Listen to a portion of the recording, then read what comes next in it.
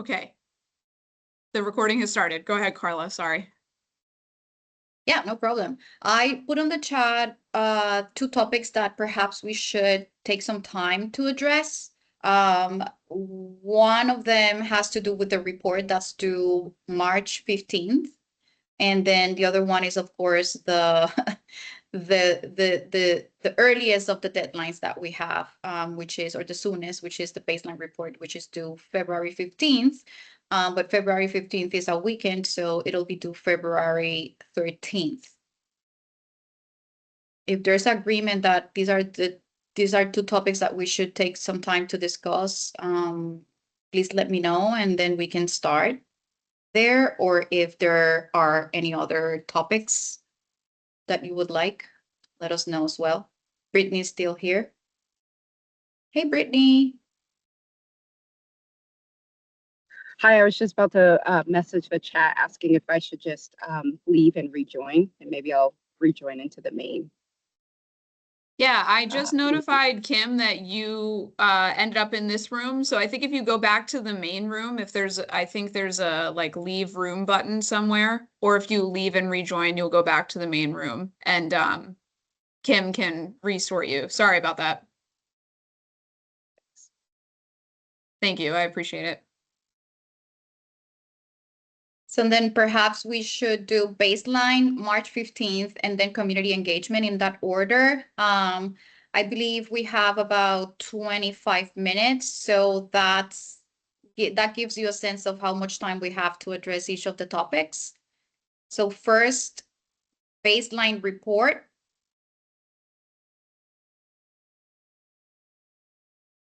Any questions, comments, recommendations? Let me just share really quickly that we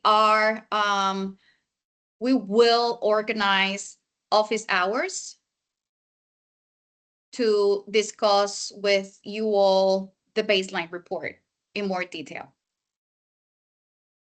So be on the lookout for dates for scheduling the office hours.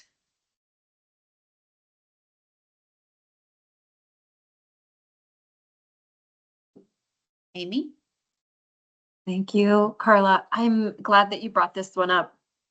We are in the process of just trying to do an inventory, trying to kind of like think through what programs. So we're very early on in that process, but I did want to just name during our last meeting or the last meeting I attended, I think we did have this conversation around like the legal implications of naming environmental justice publicly. And we are wrangling with that question internally at VDH. So I just wanted to name that one of the next steps after kind of collecting some information from programs is to talk to our legal counsel, because anyway, so I just wanted to both name that and also if there's any advice that's coming from other agencies in terms of that like legal counsel, I'd be grateful to hear that. So thank you. I have an update to provide about that. Our general counsel and associate general counsel, Rachel Stevens, will engage the Attorney General's office. They reached out, so the idea is that there will be a touch point with the Attorney General's office, and we will share with you all what the next steps are. But as we really briefly discussed, the intention is to have a meeting either of the attorneys for the covered agencies or attorneys and members of the committee together. But this will definitely happen, and it's getting organized. Okay. I thought that was for the Jenna, rulemaking, though.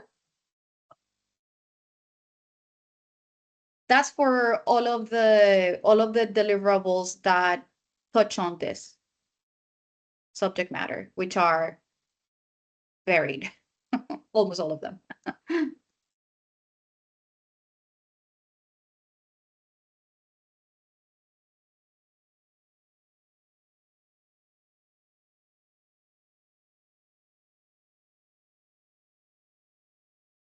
Should I ask my question? Okay, just so Carla, you mentioned office hours, and somebody asked about the time frame. You said before the end of the year, you'll have office hours, or before the end of the year, we'll know when the office hours are. No, But I love then that. I'll get to my question, just Yeah, I love that because I question, wanted Janet. to ask, Yeah. specifically for the LURB and maybe the PUC and maybe PSD, but that because our spending report is going to be so different, and you had offered to work with us on that sort of offline from the rest of the group, and maybe that's where we can do this. Is that what you're thinking? Okay.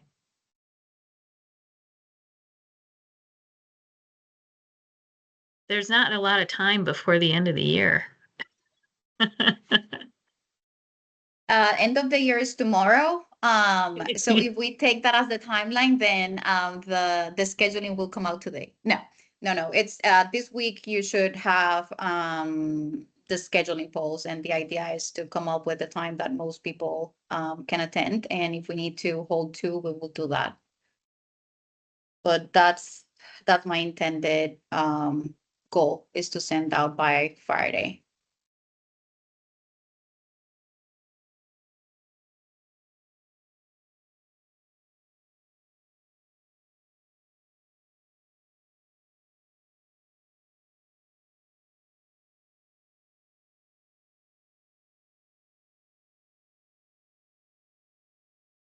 I'm just here as an observer and making sure that we're recording. So Dave, feel free to jump in. Nobody has to raise their hand. Everybody just Okay, jump right sorry in. about that. No worries. I It was will not occurring be to me during the participating. silence that you're like, just say something, Dave. Gee whiz.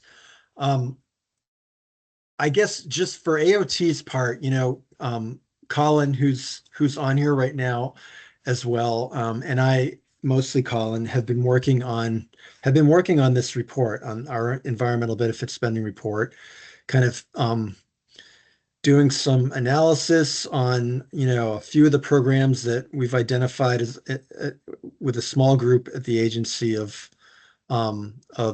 investments that, that we think most clearly have some sort of environmental benefit, and trying to put our best foot forward in terms of quantifying and presenting them in a table, format with a narrative associated with it.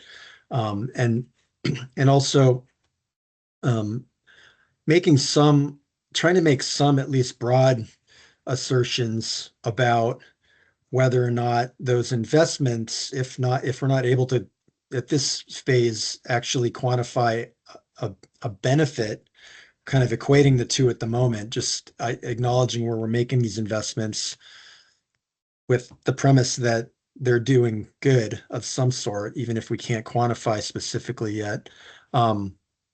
Where those investments are being made geographically. And we've done, I mean, using the definition that exists for EJFP, for focused populations, we've created a pretty straightforward GIS layer showing that information. And it's much akin to the early work that one of A&R's mapping staff did maybe over a year or so ago at this point, and kind of showed as a reflection of what each of those three categories, or those three criteria, kind of look like from a spatial standpoint. So that's sort of the level of analysis that we've conducted.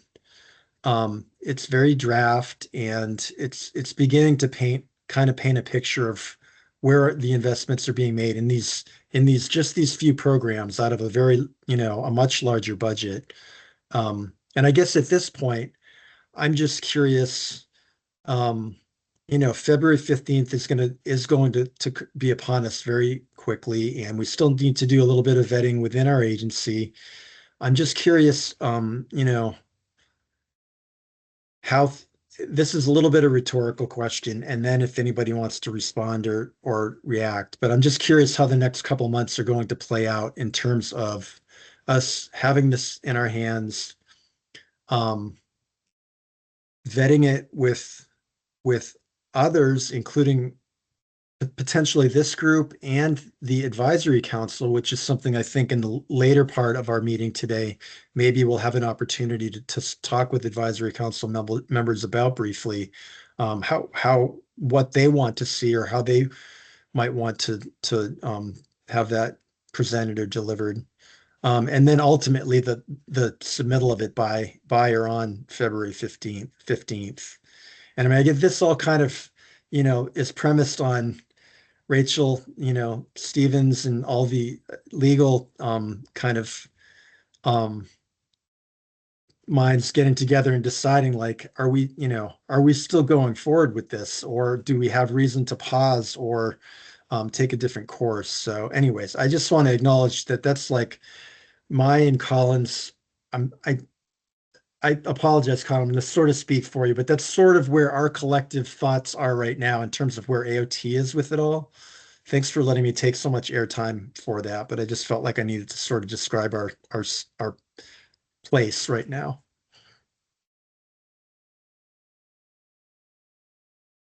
So Dave mentioned the presentation that was given on mapping environmental justice focused populations I think it was about a year and a few months ago. And it was done by VCGI, John Adams, not ANR. And what John pointed out is that the current definitions in statute are so broad that it's not that meaningful. And so what I was gonna, and that question that you just asked, Dave, is there a reason to pause? And this might be one. Or the LURB is starting to look at regional plans, and regional plans now have to do an environmental or a equity analysis and look at environmental justice focused populations when they do their planning.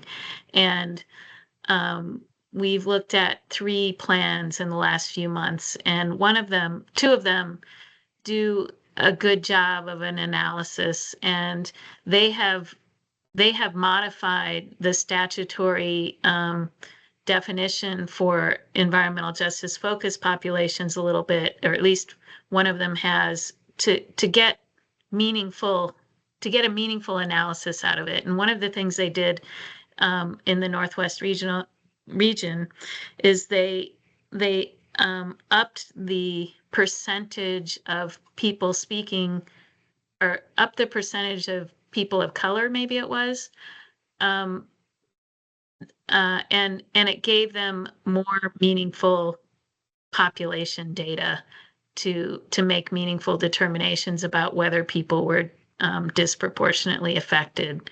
And so I wonder if there are things that we can do as covered agencies in the same vein, that will give us more meaningful results of these analyses.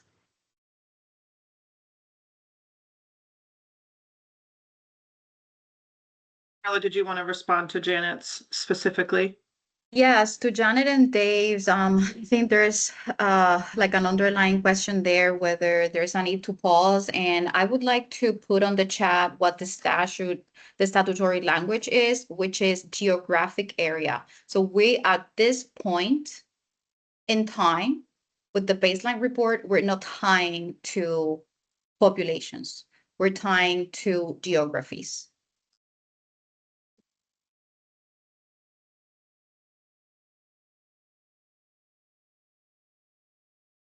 And I would be very interested, Janet, in seeing what the RPC for that region of the state did. It would be very helpful. Yeah, and Chittenden County did one too, and they have much more in terms of resources about people who can do this kind of analyses for them. I had to be away last week, so I wasn't. I didn't read the plan yet, but it could be that Chittenden County Regional Planning Commission also has a good model. But I can get back to you on that.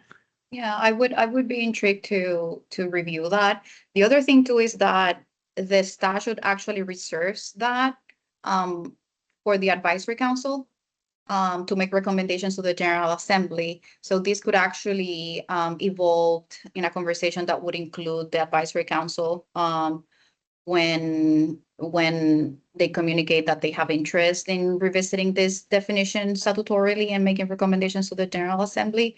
That is usually due December, but the date already went by. But it's an ongoing thing that the council has actually the authority to do. That may be good to bring up when the groups come back together. Unfortunately, I'll probably have to leave before that, but maybe you can touch on that when the groups come back together. I just want to offer 2 points really quickly. I know we want to also move on to other topics in the remaining 10 minutes. From our agency's perspective, just a sense of timeline. We are bringing a draft version of our environmental benefit spending report to our leadership on December 15th. Like the process takes time to sort of like have their review, eventual either edits or approval, then us go back and make edits. If there's AC edits, like I just want to note that like we don't just get to like finish the report and then submit it on February 13th. Like there are these other parts of the process that like really elongate the timeline, especially during the legislative session. So like I'm just cognizant of like how we'll all get that done if we're not getting some of the guidance until the end of December and those TA sessions. But anyway, just like that's just a point of reference. And then for future, I do see that these baselines are like a huge learning opportunity and we're going to gain a lot of knowledge. I'm also just like very aware that we are going to have disparately different reports and there may need to be, and I don't know if that's the intent, to sort of like do something about aligning understanding, interpretations, expectations, whatever, for the annual reports that will be due a year from then. And if that's the plan, if that's like the vision, that's great. And we can learn from this baseline experience and then do some alignment. But that's going to also take some time that I'm just noting between February 15th and when the next report is due to really kind of align our systems and maybe get some consistency around definitions, et cetera. If I could just jump in really quick, that was really helpful, everything that you just shared, Abby. And as Carla said in the chat, we also relate at A&R to what you just shared about your first point of like needing to anticipate in advance of the deadline. Could folks physically raise their hands so that we don't accidentally usurp Bob's virtual spot? If they also relate to what Abby just said about needing to anticipate having the report done probably a month or more in advance for leadership review. Okay, we're getting a majority here. That's good to know. That's very helpful. Thank you.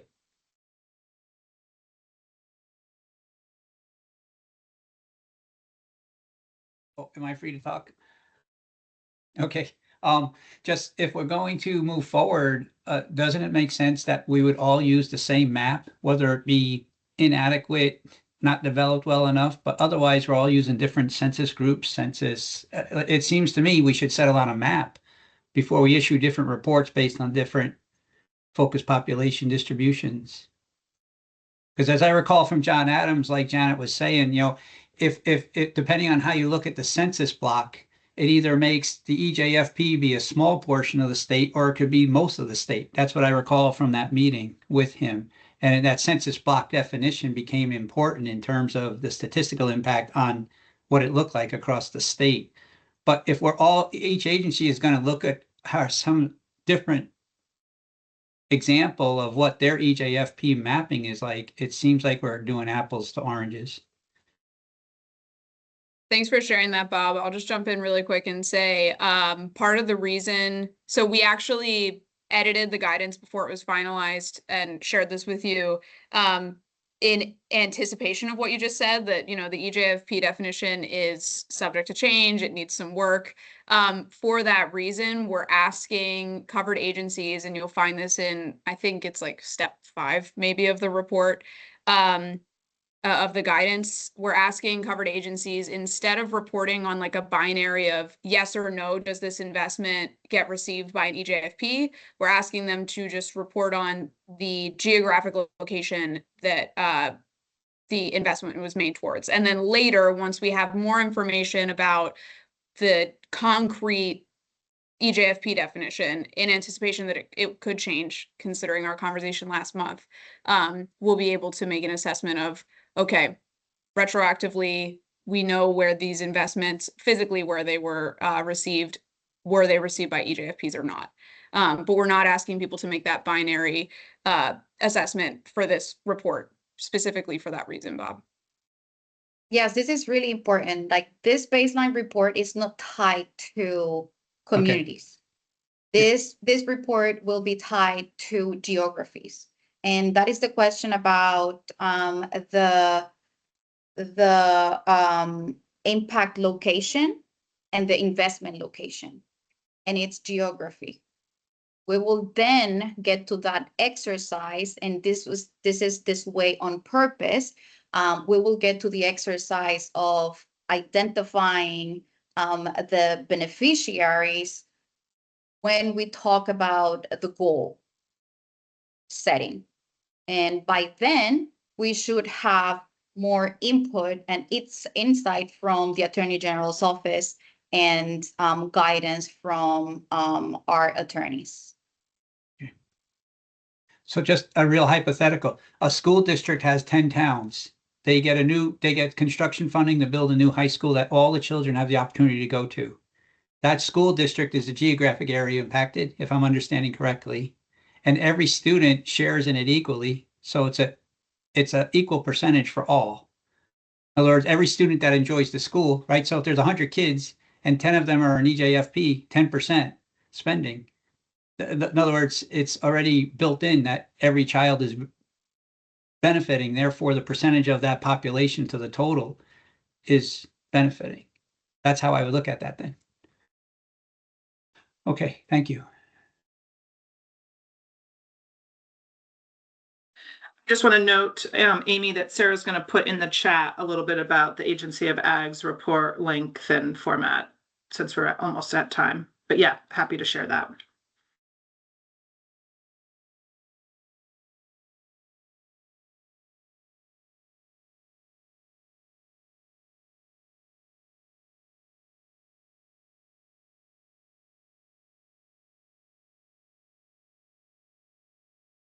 While we're sharing things, I'm just going to jump in again, even though I said I wasn't going to participate in this conversation.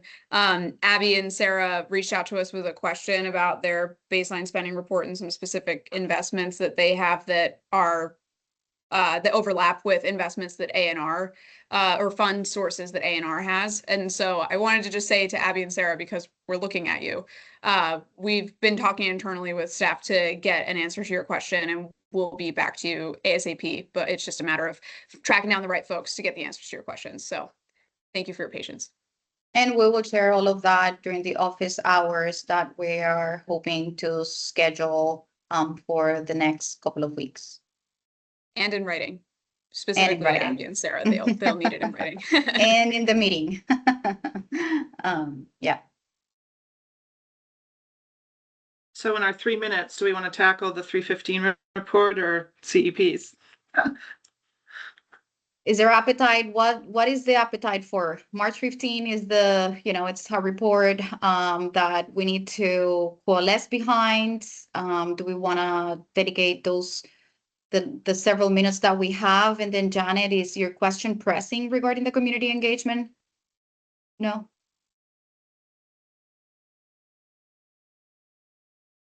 No, not pressing.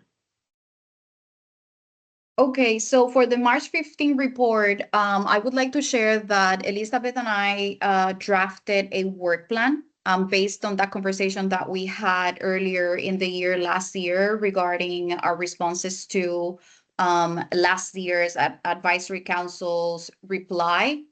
And the next steps are, and this is where we would benefit from your feedback. The next steps are to share that work plan with you all and get your thumbs up or your feedback, and then get whatever buying or green lights are needed from your leadership to then share that draft document with the advisory council.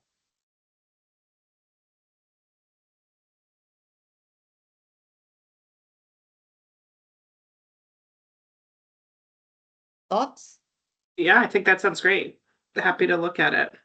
Okay, so then the question becomes, are we intending to have those reviews completed perhaps by, February, after the baseline report is due? And then that way it gives us time to incorporate your feedback and then include it in our shared reports.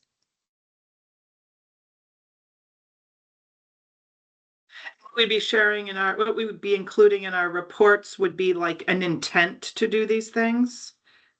Yes, include the work plan for feedback, right? Because we would be offering this work plan as our way to address and operationalize their recommendations.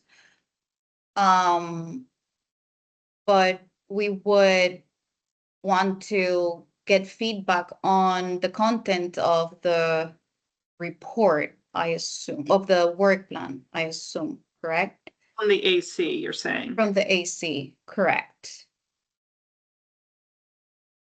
Yeah, I mean, the way that I think about it is that we want AC feedback, but that our CREDGE reports are about what's happened over the past year. Correct. So, I mean, I don't know that we need to wait until March 15th as a mechanism to share a document for feedback with the AC. I think if we have an opportunity in the next 4 months to be able to review that work plan and offer back to the AC kind of like what we're intending to do, I think that's great. But I don't know that I feel the need to tie it to the annual reporting, but others may feel differently.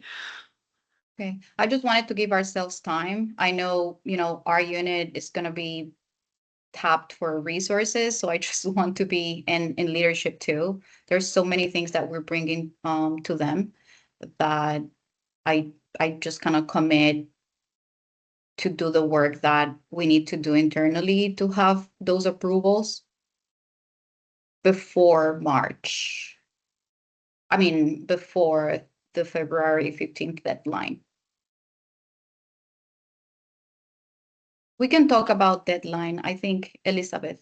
Oh, I just wanted to throw out another crazy idea, probably for further discussion another time. But I believe all the reports we filed last year, everyone reported nothing, right? And so there were like 10 reports that got filed that all said none of us received any complaints.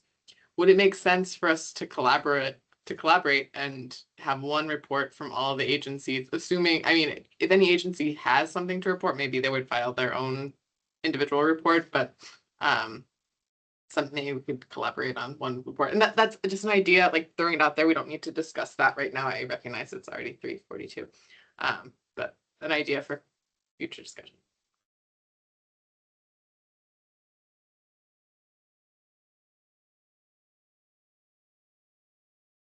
Perhaps what we can do to conclude process and logistics for that March report is start with the work plan. I'll share it. I'll provide a timeline that's very generous for review and feedback and approvals. And then I'll circulate the question about joint report, joint response. And then we can discuss that then. Does that sound okay?